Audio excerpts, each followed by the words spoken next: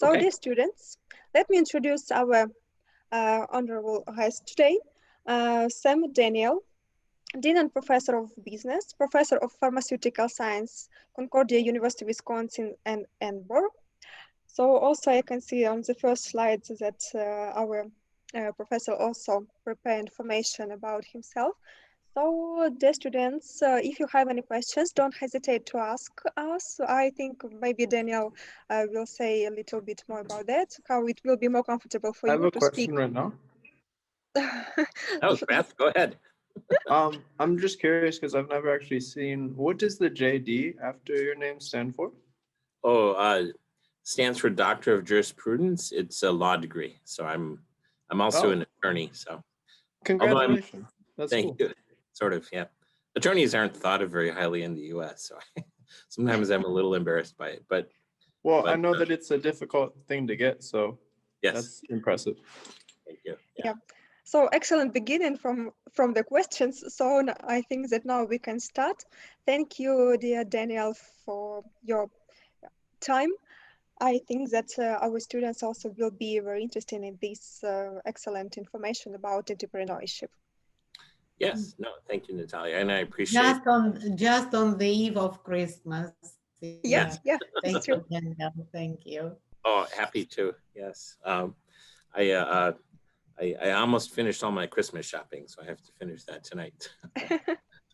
So yes, and it's such a wonderful time of year and such a difficult year with the pandemic. I think it's always good to remember, what's important in life, and our Christian belief and values are central to who we are. I just reminded our faculty of that. We had our faculty meeting just to be thankful for Christ, our Savior, and all the blessings we've had. It's been a rough year, but we've made it through it. I imagine it was hard for you and your students. It was certainly hard for us and our students, but we're here and we made it, and God willing, 2021 will be better. So my background, as Natalia mentioned, is I'm an entrepreneur. I've started multiple businesses in my life. They tended to be in the technical science area, so pharmaceuticals, diagnostics, technical things like that. But I'm also interested in starting companies and helping people start companies. And that is why later in my life, I got my law degree. There are a lot of legal considerations when you start companies. So I want to talk a little bit, and I think we have like an hour but maybe 45 minutes, 15 minutes, and then questions. So we'll see how far I get. Is that about right for timing? So. Yeah, it's right. And also, if you will spend more time, like 40 or 45 minutes for your presentation, it also will be good. And around 15 minutes for questions. So everything depends. Very important that you will flex. Yeah. Okay. So perhaps we'll get through all these topics. I want to talk just especially about what is an entrepreneur, because some of you may be entrepreneurs or want to be entrepreneurs, and then how do you think about building a business? What do you need to think about? A little bit about that, and then a business plan. And then if we have time, I'll get into some other topics as well.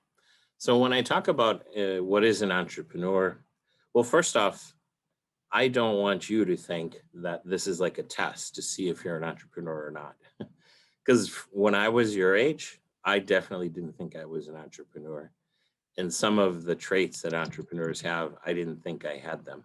So when you're young, you don't know yet what you can be in life. So you have to keep your mind open. But having said that, does anybody want to share with me what you think are traits of an entrepreneur, personality traits or qualities? What do you think it takes to be a person who's an entrepreneur?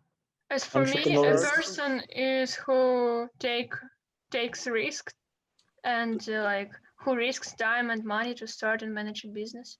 So it takes I would suggest not to take risks, but is able and is curious enough to take risks.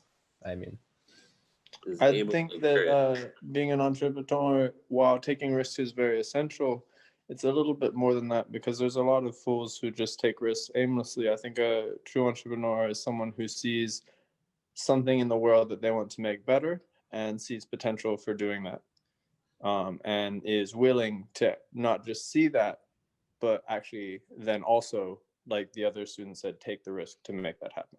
Yeah. Right. And, you know, I don't think it's any one thing. Like you say, there are foolish risks that people take. So it's more than just that. But it, like you said, if you see something in the world that could be made better, I love it. You know, a lot of times when you hear entrepreneurs talk about their ideas, they were frustrated by something that they couldn't purchase or buy and that they needed. So they see a need or an opportunity. And then, yeah, you have to be curious. I would say with curious is passion. You know, if you really want something badly, you're passionate about it. It's a lot of fun being an entrepreneur, but it's a lot of work, and it's not going to work unless you're passionate. So, anything else anybody wants to add? Also, entrepreneur is the person who sees opportunities everywhere. Yeah, to see opportunities. Sometimes you say kind of visionary, and I like to use in the US Steve Jobs, but sometimes that's bad because how many of us think we can change the whole world like Steve Jobs did? Sometimes it's a matter of realizing there's a need for a certain kind of restaurant in your neighborhood just because there's nothing like it there and people would want it. Or I had somebody come up with an idea for kind of comic book stickers, and I know nothing about the comic book world. To me, I thought, well, that seems kind of silly. And he's making $50,000 a year selling these. So he saw an opportunity. So the opportunity can be big or small. So these are some that are listed that I've thought about and that come from the Small Business Association. So you have to be a little fearless, willing to take risk, but not foolish risk.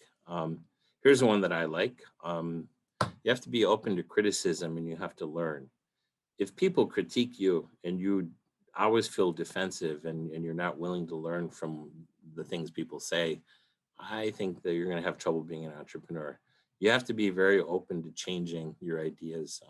Entrepreneurs want to get things done quickly. A lot of times I find this in the workforce too. So not just with entrepreneurs. Some people are kind of passive. When they hit roadblocks and problems, they get paralyzed and they don't know what to do. Whereas entrepreneurs always find solutions. I always, I create some problems at Concordia because when people tell me no, I never take no as no. I always say no, not for now. And then I try to find new solutions. So Yulia, you're kind of laughing there. So I like to get I have things. a question about this. Yeah, okay. So my understanding is that kind of like you were saying that a good entrepreneur shouldn't necessarily just accept like criticism from people, because oftentimes the best ideas and the best entrepreneurs were people who were going against what people said. And a lot of the entrepreneurs that I have read about and listened to were constantly told, no, this will never work. No, you shouldn't do that, by like pretty much everyone in their life. But it is important to learn from, as you say in here, learn from and correct mistakes, but not necessarily criticism. Because sometimes people critique you, but you have to like learn from your mistakes and the actions rather than the words that you hear. Is that correct? Yeah. Or do you agree? No, I do agree. And it's a little kind of nuanced because you shouldn't be defensive when people critique you.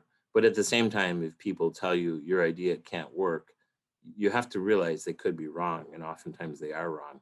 You just have to approach it with emotional intelligence and just, okay, they told me something negative. Can I think about whether there's some truth there? And don't be defensive. But I think what you're saying is oftentimes people will tell you your idea won't work and they could be wrong. And you just have to consider both sides of that. So I think famously, I may have the wrong people, but I think it was Bill Hewitt or somebody from Hewlett and Packard, so one of the first computer companies in the world, said that nobody will ever want computers in their home, that they thought it was a crazy idea. So I don't remember the exact wording, but I know somebody that worked for Steve Jobs used that quote famously. So now everybody has at least one computer in their home. So the creator of computer technology, Bill Hewitt, never dreamed that people would want computers in their homes. So really smart people can be wrong. And so you have to listen to critiques, but then also you have to believe in yourself too. It's complicated. It's almost contradictory a little bit. So you got to be persistent and have a positive attitude. That there will be roadblocks in the way, and there will be people that will try to tear down your dream. And so you have to persist, and you're only going to do that if you're passionate as well. And then visionary, you know, I think two of you said something about seeing a need for something in the world and opportunity. So that for me is visionary. And it's not always being the next Steve Jobs. It could be, you know, just some creative idea like Post-its. You know, who'd have thought that Post-its would be such a thing that would take off in the world, but it could be a simple idea. I deal with businesses that I like to call Main Street businesses. So it could be a convenience store that offers things that aren't available in the neighborhood. So it doesn't have to be something venture capitalists pursue. It could be just a really good local business idea. So I deal with pharmacists. Pharmacists are very particular people that need everything spelled out in detail. That's why they're pharmacists. They make sure you get your medicines the way you're supposed to. They do not deal well with ambiguity. When you're starting a business, there may be 20 things you need to get done in the next year, and you only know how to do 3 of them. So, so to be able to move forward when you don't have everything worked out is something that an entrepreneur needs to be able to do. If you're a person that demands to have control over everything in your life, and you can't function unless you do, you may find that difficult. And because we come from a faith-based institution, I like the idea of businesses that try to have a positive impact in the world. So here is a snapshot of entrepreneurial activity. I think I teach in China a fair bit, and I actually think that there is a fair bit of entrepreneurial activity in China, but I think the government is a little overly controlling in that regard as well. So is this, excuse me, I should have studied this beforehand. Is this Ukraine here, or am I close? Okay. Ukraine is to the top right. Yeah. Okay. A little bit, yeah, higher. Oh, And Russia, yeah, this big one. okay. I have a hunch there's a lot of entrepreneurial thinking in Ukraine, and I imagine there's a little bit of complication with your partner to the east, which I don't want to get political. So. What does offshore countries mean? Offshore countries. The red one? Yeah, that frankly, I'm not really sure what they mean by offshore there. So that's a good question. Sorry about that. So I don't know. So. I can try to explain. Oh, go for it. Okay, so offshore countries is some countries that provide some easy tax politics, for example. So, and they stimulate businesses to be created on their territory. For example, I can like be in Ukraine, but if I want to start a business like with a minimum tax rate, I can just go to, I don't know, some San Marino and start a business there. I think they mark them on the map to account for possible error that may, it's like a statistical error because the country is an offshore country. It's not showing real statistics for that country, but showing statistics for everyone who registered their business at this country, which is a lot of people. Sense, yeah. So for instance, the US used to have one of the highest corporate tax rates in the world, which would lead to a lot of companies that are really US companies having their headquarters abroad because of lower tax rates. So I know Ireland has a notoriously low tax rate, so it would be a common country to have your headquarters in.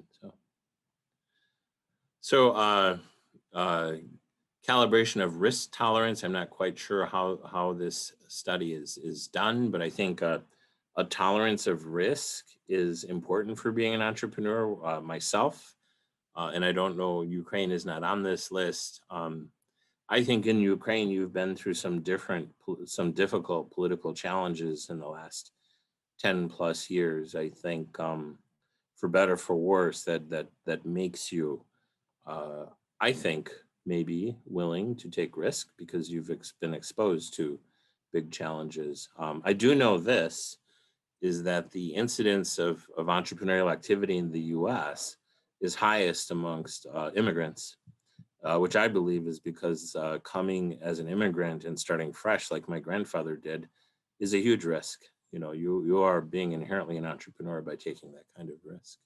I don't know. Does anybody have any feeling about the level of risk tolerance in Ukraine to be an entrepreneur?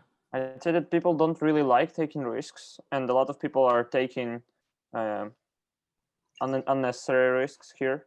So like the failure rate for business, I don't have the statistics, but I'm pretty sure it's high for small business, for new business. Okay. I need to check on that. As But someone yeah. from the United States who's over here, it definitely, I would agree with Max. I don't know about the failure rate, but people don't seem quite as willing to risk capital because it seems like something that they feel is a little bit harder to come by over here. And so the risk adversity is a little bit higher than what I at least experienced in the States. Interesting. Okay. We can even see this as an example. I can give like movie industry, which is a like more of a long-term investment, because if you invest in a movie, it will be done in 2 years, maybe 3 years. And we don't really make that much movies. Well, United States, like India, other some countries with I think that higher risk tolerance, they make more movies because their residents are willing to invest long-term more. Well, in Ukraine, I think that most people will prefer a short-term investment, and that's a measure of risk too, in my opinion. Right. Oh, also something else that I think plays into this is, just from my experience being here, a lot of people who are willing to take risks and stuff from Ukraine, I feel like they, not all of them obviously, but a lot of people also want to immigrate somewhere else. And so then maybe they do start businesses, and maybe there are a lot of entrepreneurial people from Ukraine, but then they go to other countries and start businesses. I see. Okay. Yeah, that's kind of another version of the so-called brain drain. It's sort of the entrepreneur drain that you're talking about there. So we have both. We have brain drain too, pretty much. Well, if there's any ideas for how to foster entrepreneurship in Ukraine, partnering with us, I'd love to explore that. So it sounds like there's some challenges. So I'm going to share with everybody my slides. So hopefully I can get those to you. I'd like to play some videos from Steve Jobs that make these points, but we only have 45 minutes. So I'll just give you access to these. But over and over again, you hear entrepreneurs talk about certain themes of what it takes to be an entrepreneur. And I don't know that I think Steve Jobs is like the best role model because he feels too far removed from us. But I do think that the things he talks about are common to most entrepreneurs, and he's fairly articulate and inspiring. So it's good to hear him say these things. So it's about believing in yourself. You know, a lot of times you don't have confidence that you can do things. I went through that myself. I quit my job to start something, and it was scary. I didn't think I could do it, but I did it. So believing in yourself, to be able to get through bureaucracies and red tape, to have passion and persistence. And then you don't need to know everything. I mean, I'm encouraging all of you to get your bachelor's degree and maybe a master's degree. But you know, Bill Gates and Steve Jobs, they never finished college. So it wasn't that they needed to feel like they needed a class in everything to be able to figure out how to build what they built. You can learn from other people. So don't be afraid to ask for help. Can I ask another question? I'm sorry to be asking so many, but oh, not at all. No. Can you explain a little bit more about the ignore bureaucracy? Because it seems very odd, especially to come from an attorney. Yes. Maybe because it's something I fight. I wanted to understand it better. So I think if most of my life, I've worked in smaller organizations that don't have big bureaucratic structures. So I could have worked in the pharmaceutical industry. I worked in the biotech industry. If you have a new innovative idea that you want to move forward in, say, a pharmaceutical company, you need to go through many committees. You need to go through your manager, your vice president, then there's committees higher up. By the time it gets through all the committees, you can't even remember what you asked for anymore. So that's a bureaucracy. I've only worked in small organizations. I'm in a big organization now, Concordia University, We do have a bureaucracy. It's not as bad as other bureaucracies. I think having too many committees and too many layers of approvals needed to pursue novel ideas hinders entrepreneurship innovation. Well, I think, can I add to that? I think there are some spheres to which you don't have a choice, because, for example, in the pharmaceutical sphere, you're going to go through much bureaucracy. Even if you like work by yourself on something, you need to go through governmental bureaucracy to get your approved whatever you're making pharmaceutical, right? You need to go through FDA in the United States. You need to go through multiple committees too. So it's not only your choice whether to go through much bureaucracy. It's just the country you live in. Yeah, it seems like you're saying that corporate bureaucracy might need to be kind of ignored, or you might need to go around that, but like legal bureaucracy isn't really what you're talking about here. That's correct. Yeah, I think so. And some bureaucracies are necessary. I think, Maxim, if I'm pronouncing your name properly, that's what you were saying. Obviously, in the US, we have the Food and Drug Administration that we need to satisfy their requirements. And I think it's important to satisfy those requirements. Biotech companies move faster than pharmaceutical companies, and they still get drugs approved.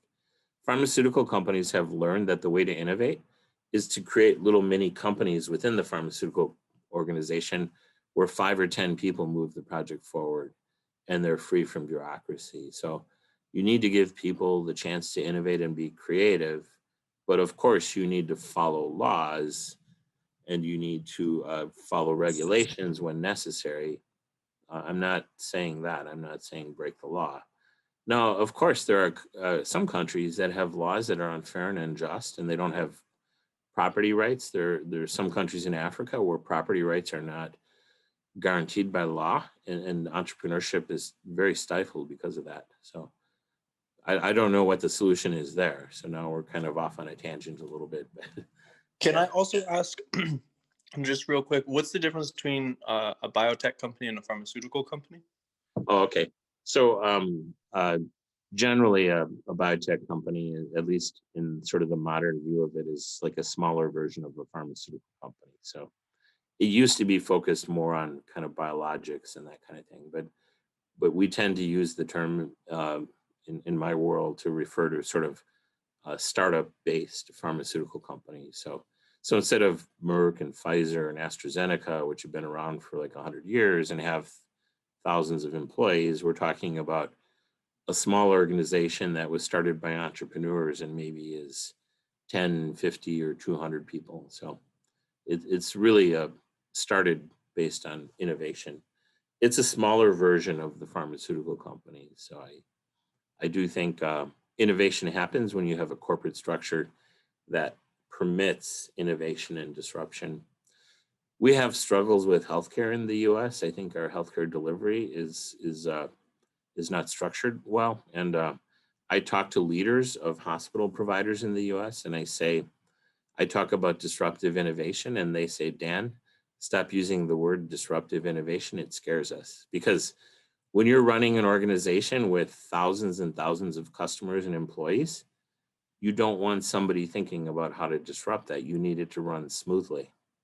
So there's operational efficiency, which is what large organizations do.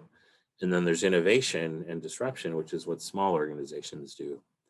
And typically what happens is large organizations that like that innovation, they will buy the small organization. Even Google buys hundreds of companies every year. So Google tries to innovate, but they buy innovation. So Maxim, you're going to say something? Yeah, I'd say that the big companies and big structures have more of a problem with innovation, because if you look globally at the healthcare system in the US, like it's an extremely big and complicated system. And if we try to change that now, well, it's a vital system. What if the change won't work? So people are not willing to take the risk, maybe, because they think as long as it works, it brings us profit, right? So changing is too much of a risk, maybe, for the people in charge, because it's such a big and complicated system. Exactly. That's very well articulated. And people that are part of a big functioning structure, they don't want to see it change dramatically. They have too much to lose as well. But you don't want to be fixing the airplane that you're flying on. You'd rather have the airplane fixed when it's in the hangar. Well, and it's definitely something that, as an American citizen, like I know needs to change. because even the slightest injury, if you don't have insurance, can put you in debt for years. Absolutely, yeah. So Natalia, I'd be happy to do a lecture on healthcare innovation sometime if you want. I just wrote a book on that topic, by the way. So, Purple Solutions, a bipartisan approach to healthcare reform in the U.S. So I love that topic. So if you're game, I would love to come back and talk about how to improve healthcare. But it's a little U.S. focused, so it might not be of general interest. So my entrepreneurial journey, I grew up in a state called Wisconsin, which has similar climate to Ukraine, Kiev. But I spent about 10 years of my life in California, not too far from Silicon Valley. And I went through this whole process of becoming an entrepreneur, and it's where I got my passion for being an entrepreneur. So this is a beautiful view of La Jolla, which is in Southern California. And as I think about what it takes to be an entrepreneur, you have to have some sort of big idea, some good idea, some opportunity that you've identified. But I don't know about you guys. I have a lot of friends that have really big ideas and they never do anything about it. And frankly, that's kind of useless. So I think it's just as much work or more to execute a good idea than it is to come up with a good idea. And then you have to be able to be a little fearless because it's scary. And as you're doing this, you're going to make mistakes and you have to adjust based on learning from those mistakes. Never is your business model or business plan going to be executed the way you thought it should be. It'll be constantly changing. You have to ask for help along the way. You have to be passionate, tenacious. So these are my kind of life lessons that I learned myself. So there's my company that I started back around 1998. I still kept a bank statement that came to my house. I was a young person right out of college like you guys, so this was a big deal for me. So we raised $10 million at the time to build this company. So it was a technology company, a venture capital funded company. And that's how I got interested in, okay, that doesn't look good. Hopefully we're okay. So that's how I got interested. And I took the leap. I had a good paying job and I quit that job to start a company. We had a great idea, I thought. But I love these quotes. Yeah, I don't know what that is. Let me get out of this. So, oh, I see. It was going to be a little Steve Jobs video there. So, there's an Eric Clapton song about "You Can Change the World" as well, and Steve Jobs talks inspiringly about the idea that when you decide to become an entrepreneur, you decide that you're not going to be a passive bystander in the world. You're actually going to try and do things yourself. So the idea of being an entrepreneur, and I'm talking about even being like a restaurant owner, is that you feel like you're in control of your destiny. It's very liberating. But whatever idea you have, it's no good just to sit on your couch and dream. You actually have to do it. And that is half the battle. So you have, if there's a famous quote from Thomas Edison, vision without execution is hallucination. So it's fine to sit around and dream, but you have to execute. And that's really sort of a big part of it, in my opinion. So you just have to do it. So, and then when you do decide that you want to be an entrepreneur, the path to doing it is not defined as clearly as other jobs. So it's a little bit scary. So you have to be a little fearless and you have to be willing to take a chance. So Steve Jobs gives a little inspiring talk about, and this is something I can relate to. So this is, Steve Jobs died of cancer, but this is before he knew he had cancer. He said he would live every day of his life like it was the last day of his life. And, I would challenge you to think about that.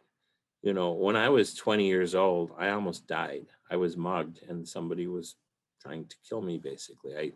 It's kind of emotionally traumatic. And I remember that I was saved from that experience. But at that moment, I felt truly I was about to die. I really believed I was going to die. And ever since that day, when I was 20 years old, I promised that I was going to be thankful for every day of my life, like every single day.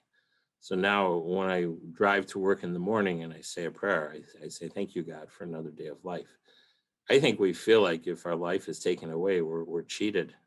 I don't feel that way. I feel like I'm blessed if I have another day. So you should feel like every day is special. Now, I don't want to stress you out that you should accomplish something big every day, but just think, if you're afraid to take a leap and start a company because you might be unemployed for a little bit, try to put it in the bigger perspective. Imagine yourself 60, 70, 80 years old, looking back on your life. I think the biggest thing to be afraid of is not dying, it's not living. So I fear that I won't have lived my life to the fullest. So it's a little scary to take that leap. And I don't know what I just did. It's a little scary to take that leap, but you have to put it in perspective, and you have to be a little bit fearless. So somehow I jumped to the end of my talk. So that's my kind of, if you will, pep talk. And Natalia, I'll give you the slides and maybe you can send it to everybody. I have little hyperlinks here. There's some inspiring talks by Steve Jobs and other people that are worth listening to as well. So I am a fan of business. I think business and entrepreneurs do great things in the world. I also think that sometimes it doesn't work out. So sometimes there are greedy, selfish people in charge. In the US, we have somebody named Bernie Madoff. I don't know if you ever heard of that person. Bernie ran a Ponzi scheme where he was basically investing people's money, but it was really stealing their money. And so as he brings in more money, he would give profits to the earlier investors. They were not real profits. He was just taking money. So he was a highly unethical person. This is a picture of him being arrested by the Securities and Exchange Commission. This person here, I think, is Jeff Skilling from a company in the US called Enron. This was in the early 2000s in the US. Enron was one of the biggest companies in the US, and they were basically running a scam. They were a multi-billion-dollar company, so it was highly unethical business practices. So this idea of running business where you take advantage of and you're unethical is a problem. Some of the laws in the US have been created to address this. Sarbanes-Oxley is one of our laws that has been put in place to deal with corporate corruption. So these happen. So there are cases where capitalism has gone too far and has caused problems. But I would argue that entrepreneurship on the whole is a good thing, and it has lifted the prosperity of the world. You can't focus on profit at the expense of everything else. You can't take advantage of people. You can't hurt people. That's wrong. So there is this idea in business that is coming up about prioritizing profit, but other things as well. So the people, your employees, your customers, treat them well. This is just another example of a bad actor in business, who I think is also in jail, Martin Shkreli, for jacking up the prices of drugs in a way that is not justified based on market forces. So I think it's important in business, and we're a Christian university, and we're founded in values of caring for other people and love and compassion. I think that fits with running a business and making money. I like this quote from the founder of Merck Pharmaceuticals, or one of the founders. He says, "We try to never forget that medicine is for the people. It's not for profits. The profits will follow. And if we've remembered that, they've never failed to appear."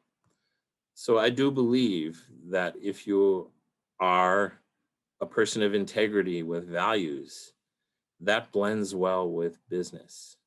It's important to try to make profit, but you also need to have people in mind. And I think, I think Bill Gates cares about people. I mean, you can like or dislike him. He's pledged to give away most of his money through the Gates Foundation. So I just think that if you're an ethical business owner and you know how to seize an opportunity and make money, these things work well together. But there is this whole branch of business called social entrepreneurship that is about also the making profit, but also social impact, prioritizing people, and then being a good steward for the environment. So the triple bottom line. So there are companies in the US that embrace this, like Patagonia, Ben & Jerry's, arguably Tom's Shoes. So when you purchase from them, you're purchasing their product, but you're also purchasing their philosophy, that they actually care about how people are treated and about the environment. So I think in general, entrepreneurs are and should be ethical people. Sometimes they're not, but usually they are, and that's a good thing. And there are some entrepreneurs that are so passionate about doing good in the world that that's part of their kind of business model, like fair trade coffee and things like that. And you probably know one of the fathers of capitalism and free market thinking is Adam Smith. But I don't know if you know, and Adam Smith famously talked about the whole concept of markets and capitalism is based on people working for their own self-interests. A really important thing, though, is that Adam Smith believed that people were moral actors. And so he wrote first about morality before he wrote about markets. And so he wrote a book called The Theory of Moral Sentiment. So this is from some writing by the founder of Whole Foods. And what he's arguing, markets and capitalism, and when I say that, I mean entrepreneurs, has produced. This is the prosperity of the world increasing. GDP per person growing almost exponentially since the Industrial Revolution. He wrote about this in his book, Conscious Capitalism. And I don't know if anybody has ever seen this video, but it's kind of making a case for how entrepreneurialism has been good for the whole world. So let me play this. It's by an economist, and I hope this works. Tell me if you can or can't hear this once I get it going. So it'll take a minute here. It's only 2 minutes. I think it's worth.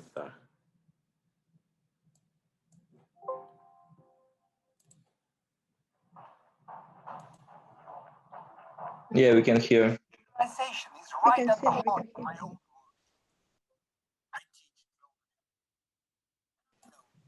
Now we can't hear. Can you hear it? No. Let me try one other thing, and then if it doesn't work, we'll switch. Or maybe you can send us the link and our students can Zoom open has problems with their own it computers. always. So yeah. Yeah, you can just can send us a link and give 5 minutes, and everyone in this group will watch it itself. I think that now in 3 months of our teachers trying to show us videos in Zoom, it worked once, maybe, or twice, normally, properly. There is a way. Let me try one other thing, and if it doesn't work, then let's see, microphone. If this doesn't work, let me know. Now, I'm going to try something I've never done before. Animating the data in real time with a bit of technical assistance from the crew. So, here we go. First, an axis for health, life expectancy, from 25 years to 75 years. And down here, an axis for wealth, income per person, $400,000, $4,000, and $40,000. So down here is poor and sick, and up here is rich and healthy. Now, I'm going to show you the world 200 years ago, in 1810. Here come all the countries. Europe brown, Asia red, Middle East green, Africa south of Sahara blue, and the Americas yellow. And the size of the country bubbles show the size of the population. And in 1810, it was pretty crowded down there, wasn't it? All countries were sick and poor. Life expectancy were below 40 in all countries. And only the UK and the Netherlands were slightly better off, but not much. And now, why start the world? The Industrial Revolution makes countries in Europe and elsewhere move away from the rest. But the colonized countries in Asia and Africa, they are stuck down there. And eventually, the Western countries get healthier and healthier. And now we slow down to show the impact of the First World War and the Spanish flu epidemic. What a catastrophe. And now I speed up through the 1920s and the 1930s. And in spite of the Great Depression, Western countries forge on towards greater wealth and health. Japan and some others try to follow, but most countries stay down here. Now, after the tragedies of the Second World War, we stop a bit to look at the world in 1948. 1948 was a great year. The war was over, Sweden topped the medal table at the Winter Olympics, and I was born.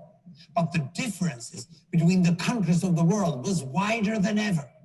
United States was in the front, Japan was catching up. Brazil was way behind, Iran was getting a little richer from oil, but still had short lives. And the Asian giants, China, India, Pakistan, Bangladesh, and Indonesia, they were still poor and sick down here. But look what is about to happen. Here we go again. In my lifetime, former colonies gained independence, and then finally they started to get healthier and healthier and healthier. And in the 1970s, then countries in Asia and Latin America started to catch up with the Western countries. They became the emerging economies. Some in Africa follows. Some Africans were stuck in civil war and others hit by HIV. And now we can see the world today in the most up-to-date statistics. Most people today live in the middle, but there are huge differences at the same time between the best of countries and the worst of countries. And there are also huge inequalities within countries. These bubbles show country averages, but I can split them. Take China, I can split it into provinces. There goes Shanghai.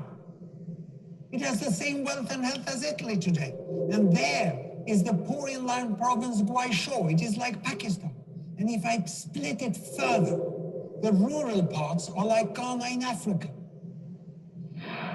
And yet, despite the enormous disparities today, we have seen 200 years of remarkable progress.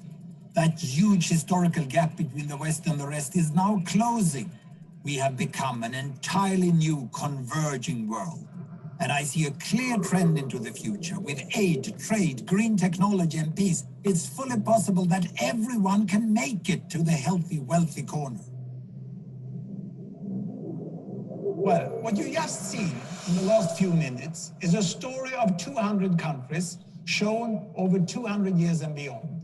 It involved plotting of 120,000 numbers. Pretty neat, huh? I like that. Pretty neat, huh? So there were a number of topics I wanted to talk about, but I think the main thing I talked about with you so far is what it takes to be an entrepreneur, why I think entrepreneurialism is good for the world and it lifts people into prosperity, which is not to say there are not flaws, because there are flaws. There are bad actors, unethical players. The last thing I want to end on, because I really didn't have time to talk about it, is just to let you know that if you want to start a business, you may think the first thing to do is to write a business plan. And a business plan is a good thing. It's a plan for the direction you want to go with your business. You talk about the market, you talk about the customer, you have financial statements. It's something you learn how to do. Maybe you're learning how to do it now. You learn it as an MBA. It's an academic exercise in a way. But before you do that, you have to do the creative process. You have to come up with your business idea. And that is much more a different part of your brain. And there is a tool for that that I would recommend you think about using if anybody wants to start their own business, called the Business Model Canvas. You have to think a lot about what is your value proposition for your idea? What need do you meet for a customer? What's the opportunity? And then who is the customer that you're targeting? There is a whole process that's taken off in the US. This came out of Stanford University, but most universities across the US are using this Business Model Canvas as a tool to help students be creative about ideas for new new businesses, new ventures. It's described well in this book, The Business Model Generation, and you kind of brainstorm on this. So you put phrases for who my customer segments are and what's my value proposition. I teach an entrepreneurship class, and we spend about 2 weeks working through the business model canvas for student startup ideas. And then after that, we work on a business plan, and I have them pitch. And then we give away money for seed funds for student startup ideas. So this fall, we gave $2,000 US to 3 student startups just to help them get going. These kind of business plan competitions and pitches are a great way to mentor students and help you connect with other business people and just to rethink your idea. And this is the creative part of that. So I want to open it up for questions in a minute, because I think that was the idea, is I should leave 10 or 15 minutes for questions. But I'd love, if there is any collaboration with your university and Concordia here in Wisconsin, maybe there could be students with business ideas that compete in our competition next year with this. I would love to do that. And then maybe there's a U-track, an international track or Ukrainian track of business plans that get pitched. So Natalia, if there's any way to make that happen, I would love that. But I think maybe I'll stop and open up for questions. So. Sure. Thank you very much for interesting presentation, for excellent and interesting view from American side. I hope and I know exactly that our students got a lot of new information. And I saw some questions from our students because they interested on the name of your book. They tried to find something. Maybe you can share with the name of your book. You mean this book? Yes. Oh, okay. It's on Amazon. It's Purple Solutions, a bipartisan roadmap. Yeah, I wrote the book as a child. Okay. Yeah, because our students tried to find that. I also wrote that at our chat. So yes, this is sure, yeah. Mm-hmm. Yeah, my thinking in the book is so our politics in the U.S. is very polarized. You probably know. So, and I actually think there are intelligent Democrats and intelligent Republicans. There are crazy ones too, but those are our 2 main political parties. I think they have some good ideas on each side, even though they hate each other. So my book presents sort of a non-political solution to healthcare reform in the U.S. Just the bottom line is I do think we need something sort of universal. I'm a little reluctant to let the government control it, because I don't trust the government to control things properly. So, but I do think there should be something universal. But I also think there should be a way to have private competition for providing healthcare. And it takes me about 400 pages to say all of that, but I think we need something universal and government help, but we also need free markets and competition to exist. And it's probably about a 2-hour discussion for me to make a case for that to you, but that's what the book is about. So. I don't want to start a 2-hour discussion. I'm probably not qualified to ask that, but don't you think that a free market for example, healthcare will create unequal healthcare for people, which is kind of may be argued that goes against human rights? Yeah, that's an excellent question. And let me say from the outset that what I'm striving for is the best healthcare for people overall. The question is, how do we get there? So some people say that we can have equally horrible healthcare for everybody, and that's not what I want. So I'm arguing that equality in and of itself is not the goal. In the extreme case, a very autocratic socialistic government provides equality. It provides equally bad economic opportunities for people. So, and I'm only making an extreme case. I'm not even saying, in the US, we have Bernie Sanders who calls himself a socialist. He's not even sort of that extreme per se. So I'm arguing that equality in and of itself isn't the goal if the quality of healthcare would be low. So what I'm proposing is based on what the country Singapore uses. So Singapore actually has kind of universal healthcare. And then the government gives you a health savings account where you can spend that money however you like. So what you do is you get universal health care, and then you also get money to purchase in a free market what you want. Now, what I have learned, at least from people that I know from China and India, is that the government provides universal health care, and it's so bad that nobody ever uses it unless they have to. So what I'm proposing is that you should have layers, and the government should provide a good baseline layer, and then they should also allow you to purchase more. Now, what you might say in the vein of what you were suggesting is there shouldn't be these extra layers. You should only have government. We have this. We have the same. We have government providing awful level healthcare, honestly, and we have private institutions that provide a higher level. But yeah, that's basically it. And I don't know much about the system in Ukraine because there are probably many variables involved. I do know that Canada has one universal plan and you're not allowed to use others, whereas Germany and Switzerland have tiers. And I guess what I'm saying is amongst those countries, I prefer the German and Swiss system over the Canadian system, because there are 65,000 Canadians a year that go outside the country for healthcare because they don't like the fact that they're forced to only use one. So interesting. I haven't heard of that. So what I'm proposing is a hybrid, but if there were great inequities that resulted, as you're worried, that would be a problem. So I guess it's part of the discussion. Well, I'd say that it's kind of the law now that if some market has prepositions for the creation of inequality, it will be created eventually. That like it is with many things right now. We have if you understand me. Yeah.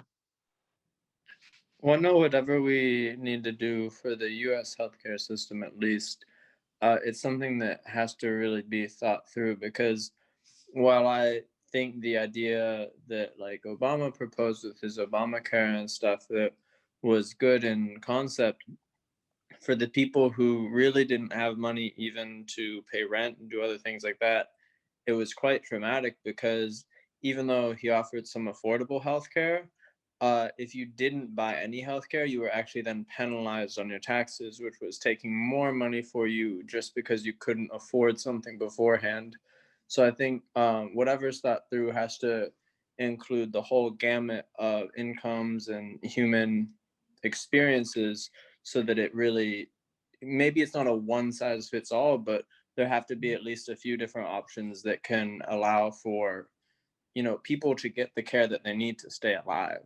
Or, and there's so many things between like staying alive and dying that are still traumatic. Like if you break your arm and you don't have the money to get the care to get it fixed, or maybe you need surgery on it because it was a bad break, like then you're kind of forcing someone to make a decision of going the whole rest of their life with this injury that could become awful and not ever get fixed and affect the whole rest of their life, or go into debt, which would affect the whole rest of their life, instead of like when all it could take is a simple surgery at the onset of it.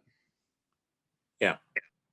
Well, they often don't have a choice. If you have a terrible injury, they're not going to ask you whether you want to spend money. They're going to treat you because it's like saving your life is their work. I don't think that I haven't heard of people asking someone with a broken hip whether they want it fixed, because it's kind of either we fix it or you die or suffer. That's like. Yeah, so obviously, like if you're having a heart attack, you don't want the emergency person to be asking you, where would you like to go? Because you're having a heart attack. You just want them to take you somewhere. So, I mean, there are certainly emergency situations. So to use one example, in the US, if you pay cash for a doctor, for $75 a month, you get access to a doctor 24 hours a day, 7 days a week. Now we have economic systems that are different in the US and Ukraine. So $75 a month perhaps sounds like a lot to you, but that's actually a lot less than what we pay. Really? If we go to the emergency room one time, that is as much as an entire year of $75 a month. So, my point, which probably doesn't translate well because of different values of currency, is that it is way cheaper in the US to not use insurance. but people don't know how to do that in the US because the insurance companies sort of dominate everything. So the Obamacare that we have, the bronze plan, which is the lowest level in the Obamacare plan, is too expensive for the average American. They can't afford it. The copays are a couple $1,000s. So and the deductible. So there is no baseline of care in the US, really. Obamacare doesn't have that. So I think what President-elect Biden is proposing would be some sort of baseline. So, but then likewise, what President Trump had proposed would be transparency in healthcare, so that when you go to the doctor, they will tell you right away that, oh, by the way, this is going to cost you $1,000. Whereas right now, you go to the doctor in the US and you get a bill 2 months later that you can't pay because nobody ever told you. So you use the example of hip surgery. There is a doctor in the US who has a private pay, when his prices for surgeries, where the outcomes are just as good, are about half the price that you pay through your insurance in the US. So when there is no monitoring of how much things cost, then the natural course of action is prices inflate. It just sort of happens. It's not even necessarily evil intent.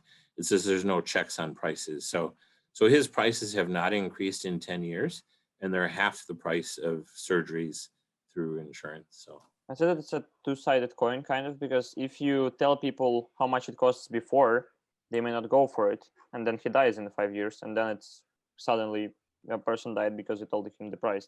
This can also be the case. I'm just like theoretically. No, that's a good point. And I don't even know whether people are saying you should tell them. You just should, if they ask, you should be able to tell them.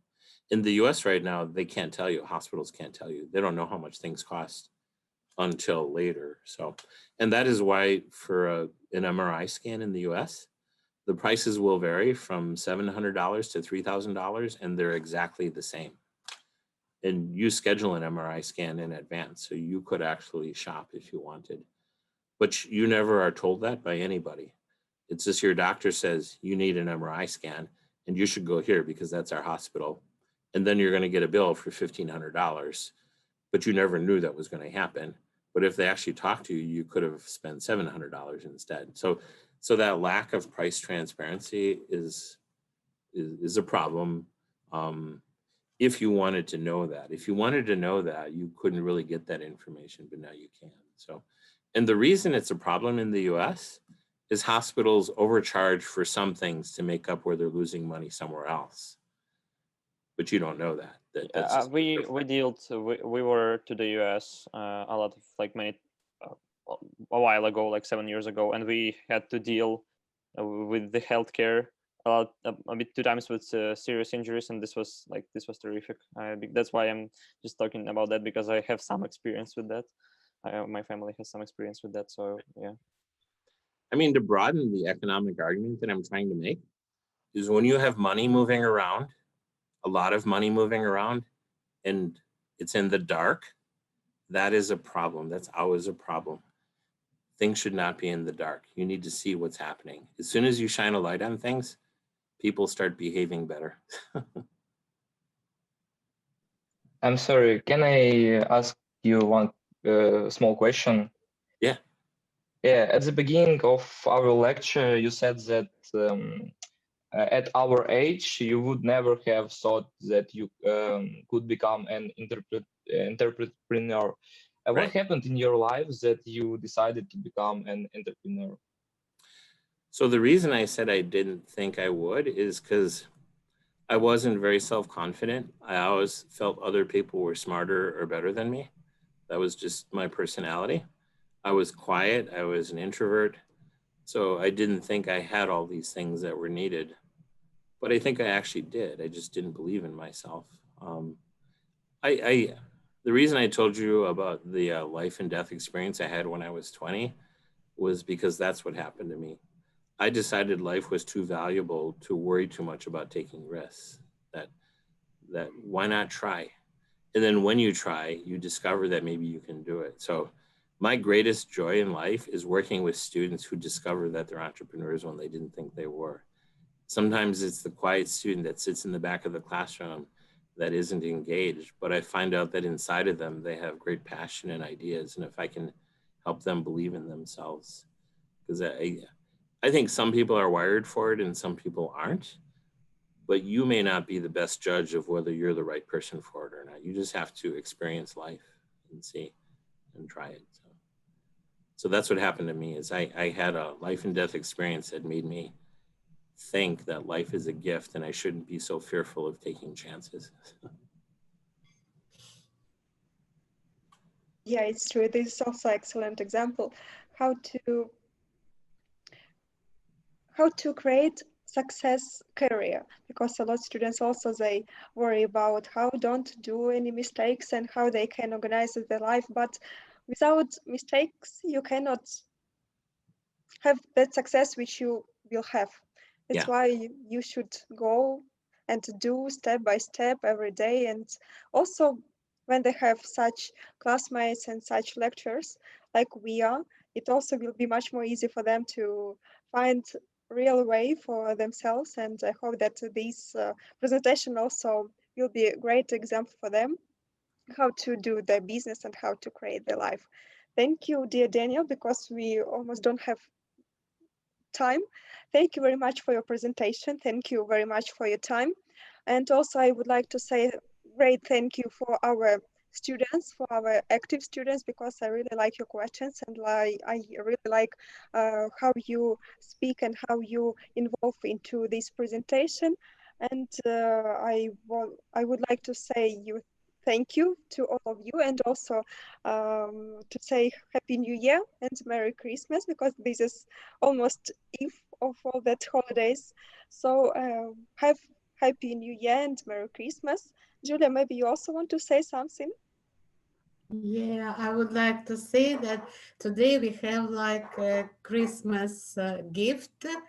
It was, well, just very interesting. In fact, I was not planning to be present during the whole lecture, but it was so inspiring and interesting that I could not just not, well, I had to do this. So thank you very much. Thank you, dear Daniel. We wish you very best for the Christmas and the coming New Year. And dear students, have a Merry Christmas and Happy New Year. But you also have also to do some, well, our semester has not finished yet, so you have some work to do, well, and you will be a bit busy. I see Javera here, well, also our intern and our master student.